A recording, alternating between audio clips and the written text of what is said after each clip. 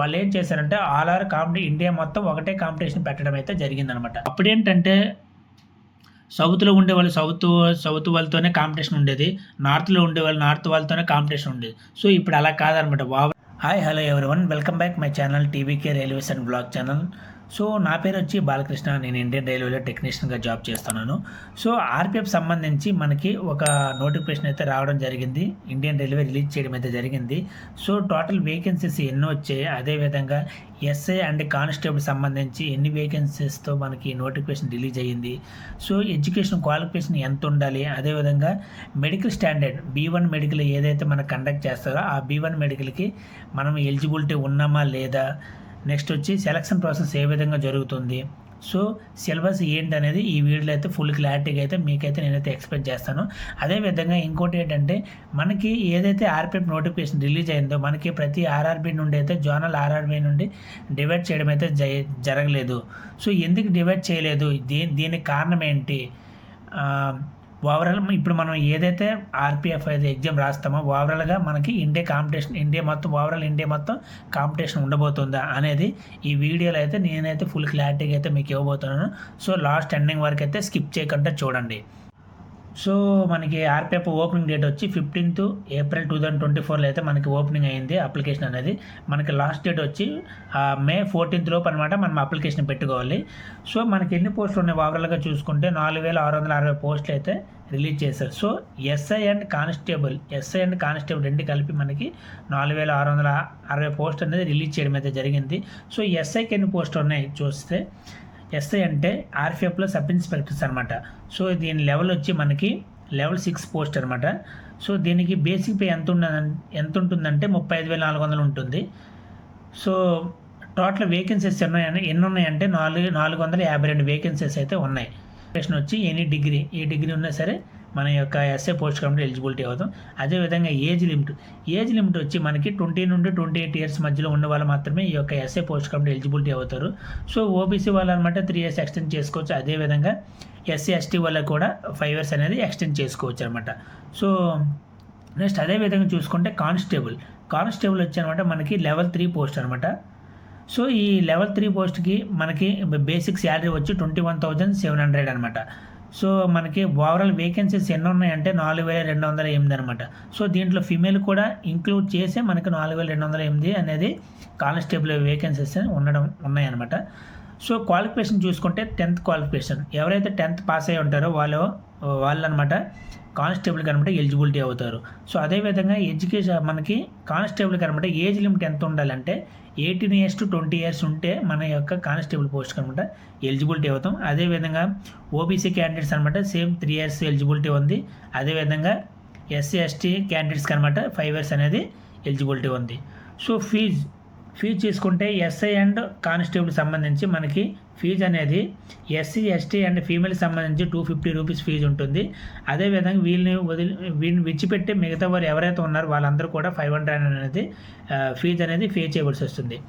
So after CBT complete అయినంటే మీకు ఎవరైతే 500 pay చేశారో వాళ్ళకి 400 అండ్ రిటర్న్ అవుతుంది.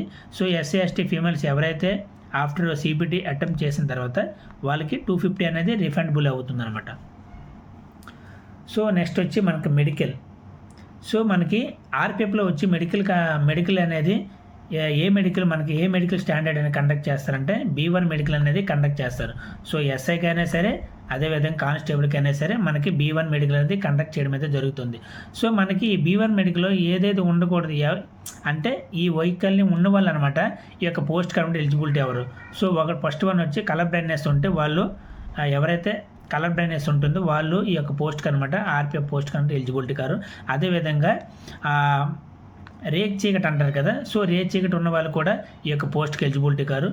దొడ్డుగాళ్ళు అంటారు కదా, ఇలా ఉంటాయి. సో అలాంటి ఉన్న వాళ్ళు కూడా ఆర్పిఎఫ్ పోస్ట్ కనుక ఎలిజిబిలిటీ ఎవరు. సో అదేవిధంగా ఫ్లాట్ ఫుట్ అంటే మన యొక్క ఫుట్ ఉంటుంది కదా, ఫ్లాట్గా ఉంటుంది అనమాట. కొంతమంది కరువు ఉంటుంది, కొంతమందికి అనమాట చాలా రేర్గా చాలా మందికి అనేది కరువు ఉండదు అనమాట.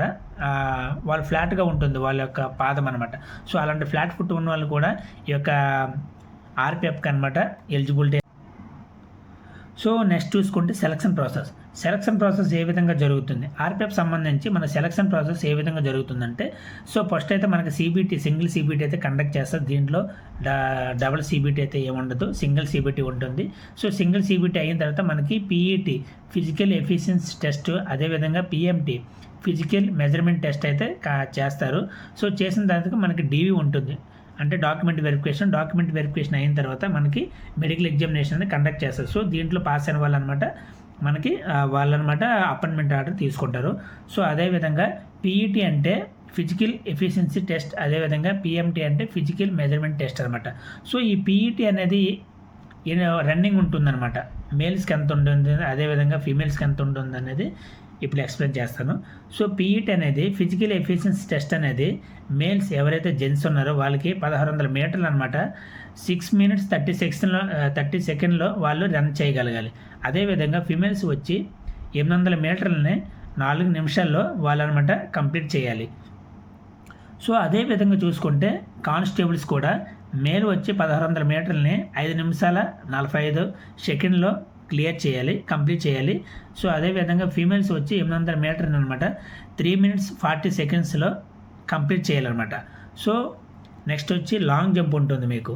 సో లాంగ్ జంప్ మీకు ఎవరైతే మేల్స్ ఉంటారో వాళ్ళకనమాట 12 feet ఉంటుంది ఇస్తారు, ఫీమేల్స్కి అనమాట 9 feet ఇస్తారు. సో అదేవిధంగా హై జంప్ అనమాట 3 feet 9 inches ఇస్తారనమాట మేల్స్కి. సో అదేవిధంగా ఫీమేల్స్కి అనమాట 3 feet అనేది హై జంప్ ఇవ్వడం అయితే జరుగుతుంది. అదేవిధంగా కానిస్టేబుల్ చూసుకుంటే లాంగ్ జంప్ 14 feet, ఫీమేల్స్కి అనమాట 9 feet ఇస్తారనమాట. సో అదేవిధంగా హై జంప్ వచ్చి 4 feet కానిస్టేబుల్స్కి. సో అదేవిధంగా 3 feet అనేది ఫీమేల్స్ అనమాట కంప్లీట్ చేయాలన్నమాట. సో ఎప్పుడు కూడా మనకి పీఈటీ వచ్చి అనమాట ఎప్పుడు కూడా పీఈటీ వచ్చి మనకి సింగిల్ అటెంప్టే ఉంటుంది. రన్నింగ్ అనేది మనకి ఛాన్స్ ఇచ్చే అవకాశాలు అయితే లేవు. సో ఎవరైతే పీఈటీ ఉంటుంది కదా, పీఈటీలో లాంగ్ జంప్ కానీ హై జంప్ కానీ ఈ రెండు కూడా అనమాట మనకి 2 times అనేది మనకి ఛాన్సెస్ ఉన్నాయన్నమాట. ఒకసారి పోయినా సరే మనకి 2 times అనేది ఛాన్స్ ఇస్తారనమాట దీన్ని కంప్లీట్ చేయడానికి.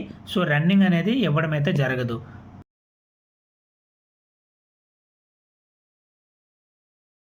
సబ్ ఇన్స్పెక్టర్ చూసుకుంటే మనకి యూఆర్ కేటగిరీలో ఎన్ని పోస్టులు ఉన్నాయి, అదేవిధంగా ఎస్సీ కేటగిరీలో ఎన్ని పోస్టులు ఉన్నాయి, ఎస్టీ కేటగిరీలో ఎన్ని పోస్టులు ఉన్నాయి ఇప్పుడు ఎక్స్ప్లెయిన్ చేస్తాను. సో మేల్కి వచ్చానమాట యూఆర్ అన్రిజర్వ్డ్ పోస్ట్ ఎవరైతే ఉన్నారో వాళ్ళకి 157 వేకెన్సీస్ ఉన్నాయి సబ్ ఇన్స్పెక్టర్స్కి. సో ఎస్సీ వారికి అనమాట 57 ఉన్నాయి, ఎస్టీ వారికి 28 ఉన్నాయి, ఓబీసీ వారికి 104 ఉన్నాయి. సో ఈవీఎస్ ఎవరైతే క్యాండిడేట్స్ ఉన్నారో వాళ్ళకి 38 పోస్టులు ఉన్నాయి అనమాట. సో అదేవిధంగా చూసుకుంటే ఫీమేల్స్ అనమాట యూఆర్ వాళ్ళకి 28 ఉన్నాయి, ఎస్సీ వాళ్ళకి 10 ఉన్నాయి, ఎస్టీ వాళ్ళకి అనమాట 5 ఉన్నాయి, అదేవిధంగా ఓబీసీ వాళ్ళకి అనమాట 18 ఉన్నాయి, ఈడబ్ల్యూఎస్ వాళ్ళకి అనమాట 7 ఉన్నాయి. టోటల్గా చూసుకుంటే 68 పోస్టులు అనమాట.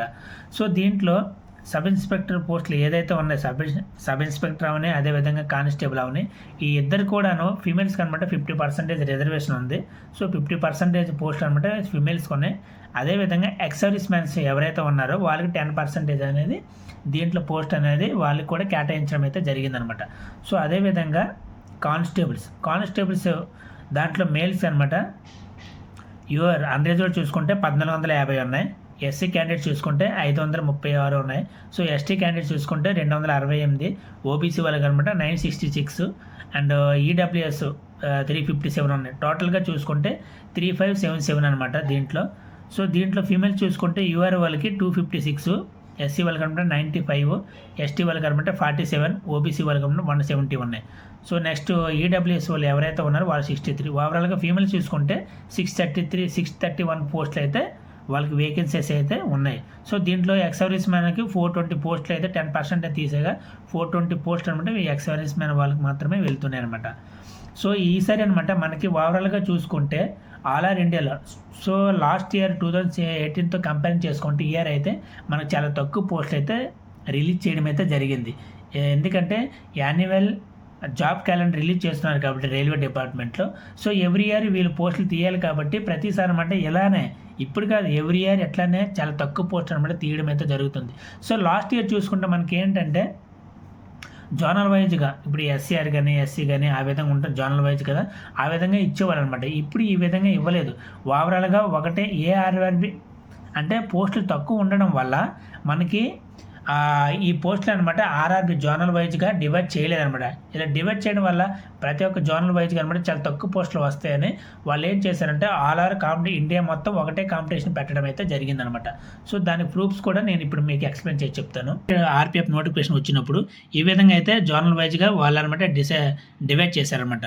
సో చూసుకుంటే గ్రూప్ వైజ్ అనమాట. గ్రూప్ చూసుకుంటే మనకి A and B and C D ఈ విధంగా గ్రూప్స్ వైజ్గా అప్పుడైతే ఈ విధంగా డిక్లేర్ చేశారనమాట. సో ఏ గ్రూప్లో వచ్చి ఎస్ఆర్, ఎస్డబ్ల్యూఆర్ అండ్ ఎస్సీఆర్ అనమాట. ఎస్ఆర్ వచ్చి మనకి southern railway, south western railway and south central రైల్వేలో ఈ విధంగా మనకి డిక్లేర్ చేసి ఈ విధంగా అయితే ఇవ్వడం అయితే జరిగింది. ఎస్సీ కర్మటి ఇన్ని పోస్టులు, అదేవిధంగా యూఆర్కి ఇన్ని పోస్టులు, ఎస్టీకి ఈ విధంగా, ఓబీసీ వాళ్ళకి ఇన్ని పోస్టులు అనేది జోనల్ వైజ్గా డివైడ్ చేయడం అయితే జరిగింది. సో ఈసారి అయితే అలాగే ఇవ్వలేదు అనమాట. సో ఈసారి మాత్రం ఆ విధంగా ఇవ్వలేదు. ఎందుకంటే పోస్టులు వచ్చి చాలా తక్కువగా ఉన్నాయి కాబట్టి ఓవరాల్ ఇండియా మొత్తం కాంపిటీషన్ అనేది ఒకటే ఉండబోతుంది అనమాట. నెక్స్ట్ వచ్చి మనకి సిలబస్ అనమాట. అసలు సిలబస్ ఏమి ఉండబోతుంది అంటే ఓవరాల్గా చూసుకుంటే మనకి ఆర్పిఎఫ్ సంబంధించి సిలబస్ అనమాట. మనకి అర్థమెటిక్ 35 క్వశ్చన్స్ ఉంటాయి. అదేవిధంగా జనరల్ ఇంటెలిజెన్స్ అండ్ రీజనింగ్ నుండి 35 క్వశ్చన్స్ అయితే రావడం అయితే జరుగుతుంది. సో జనరల్ అవేర్నెస్ నుండి అయితే 50 క్వశ్చన్స్ అయితే రావడం అయితే జరుగుతుంది. టోటల్గా చూసుకుంటే 120 క్వశ్చన్స్ అనమాట. 90 మినిట్స్లో మనం ఈ యొక్క 90 మినిట్స్ అనేది మనకి టైం ఇవ్వడం అయితే జరుగుతుంది. దీంట్లో కూడా 1/3 నెగిటివ్ మార్క్స్ అయితే ఉన్నాయన్నమాట. సో కానిస్టేబుల్ కూడా సేమ్ అదే విధంగా సిలబస్ ఉంది. అర్థమెటిక్ వచ్చి 35, జనరల్ ఇంటెలిజెన్స్ వచ్చి 35 అండ్ జనరల్ అవేర్నెస్ వచ్చి 50 మార్క్స్ అనమాట. ఓవరాల్గా 120 మార్క్స్, 120 క్వశ్చన్స్ ఉంటే 90 మినిట్స్ అనమాట ఇవ్వడం అయితే జరిగింది. సో దీనికి కూడా 1/3 నెగిటివ్ మార్క్స్ అయితే ఉన్నాయి. సో ఈ విధంగా చూసుకుంటే మనకి అర్థమెటిక్ రీజనింగ్కి సంబంధించి మనకి ఎక్కువగా జనరల్ అవేర్నెస్ నుండి అనమాట 50 మార్క్స్ ఇవ్వడం అయితే జరిగింది. సో దీనికి సంబంధించి ఏ టాపిక్స్ నుండి ఏ టాపిక్స్ నుండి మీకు క్వశ్చన్స్ రాబోతున్నాయి అనేది మనకైతే నోటిఫికేషన్ అయితే ఇవ్వడం అయితే జరిగింది. సో ఇదండి ఆర్పిఎఫ్ సంబంధించి సింపుల్గా మీకు అర్థమవ్వాలని ఇలా రాసి పెట్టారనమాట. సో ఇది కానీ మీకు నచ్చినట్లయితే ఒక లైక్ చేయండి. అదేవిధంగా మన ఛానల్ ఇంతవరకు ఎవరైతే సబ్స్క్రైబ్ చేసుకోలేదో సబ్స్క్రైబ్ చేసుకోండి.